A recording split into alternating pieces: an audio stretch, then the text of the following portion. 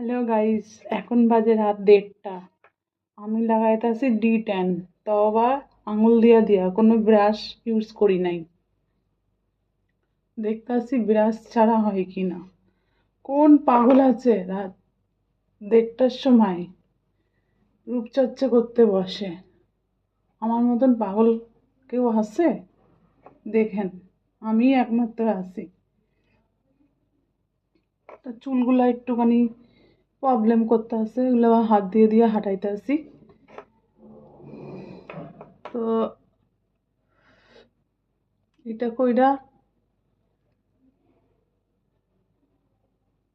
মুখ ফুক ধুয়ে ধুয়ে শুইতে শুইতে অনেক রাত। তো আমার এই পাগলামি ভিডিওটা তা আপনাকে কেমন লাগলো?